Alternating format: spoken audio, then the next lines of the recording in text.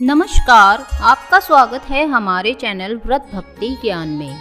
आज हम सुनेंगे बुध प्रदोष व्रत कथा। अगर आप हमारे चैनल पर नए हैं तो चैनल को सब्सक्राइब करें। बुध प्रदोष व्रत कथा। पौराणिक कथा के अनुसार एक पुरुष का नया नया विवाह हुआ था। वह गोने के बाद दूसरी बार अपनी पत्नी को लिवाने के लिए अपनी ससुराल पहुंचा और उसने सास से कहा कि बुधवार के दिन ही पत्नी को लेकर अपने नगर जाएगा। उस पुरुष के सास ससुर ने उसको समझाया कि बुधवार को पत्नी को विदा कराकर ले जाना शुभ नहीं है, लेकिन वह पुरुष अपनी जिद पर अड़ा रहा। विवश होकर सास ससुर को अपने जमाई और पुत्री को भारी मन से विदा करना पड़ा। पति पत्नी बैलगाड़ी में जा रहे थे। एक नगर के बाहर निकलते ही पत्नी को प्यास लगी। पति लोटा लेकर पत्नी के लिए पानी लेने चला गया।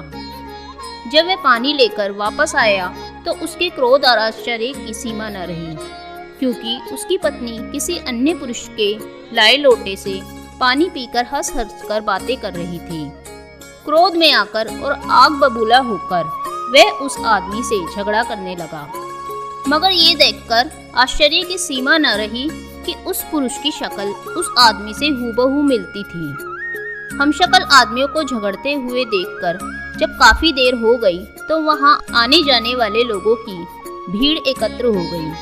सिपाही भी आ गए।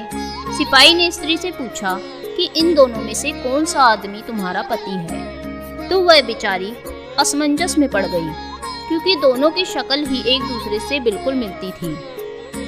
बीच राह में अपनी पत्नी को इस तरह से लुटा देखकर उस पुरुष की आंखें भर आई। वह भगवान शंकर से प्रार्थना करने लगा कि हे भगवान, आप मेरी पत्नी की रक्षा करो। मुझसे बड़ी भूल हुई जो मैं बुधवार को अपनी पत्नी को विदा कराकर लाया। भविष्य में ऐसा अपराध मैं कदापि नहीं करूंगा। उसकी वह प्रार्थना जैसे ही पूरी हुई, दूसरा पुरुष अंतर्ध्यान हो गया और वह पुरुष सकुशल अपनी पत्नी के साथ अपने घर वापस पहुंच गया। उस दिन के बाद पति पत्नी नियम पूर्वक बुधवार प्रदोष व्रत रखने लगे। बोलिए शंकर भगवान की जय।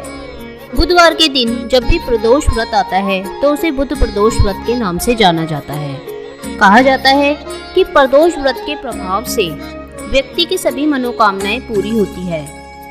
साथ ही भगवान शिव और माता पार्वती का आशीर्वाद प्राप्त होता है। यदि आपको हमारी वीडियो अच्छी लगी हो तो चैनल को लाइक, शेयर एंड सब्सक्राइब करना ना भूलें।